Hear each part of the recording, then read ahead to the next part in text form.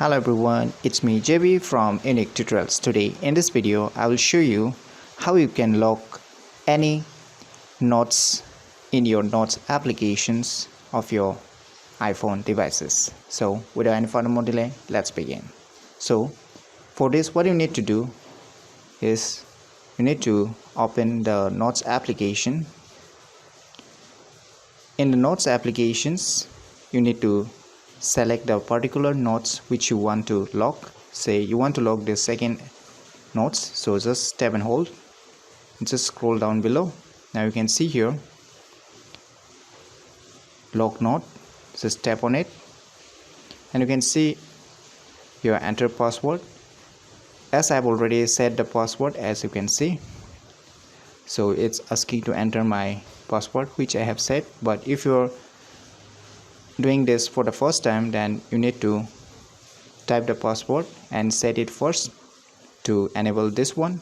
But as I've already put and set the password already earlier, so I can just enter the password or I can just press my touch ID.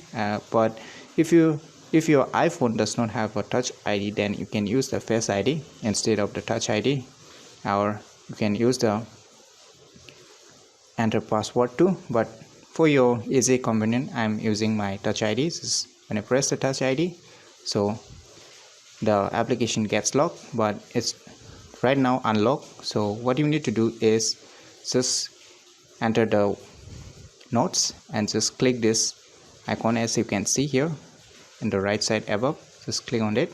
Now it's get locked. Now you can move back. Now you can see the notes has been locked. Now when you click on it, you need to unlock it by pressing the touch ID or your face ID, or you can use the password too. Just by clicking here, it will ask you to unlock or by entering your password, or you can use the touch ID or the face ID. So here I will use my touch ID and it will get displayed. So in this way you can lock or unlock any respective notes in your notes applications.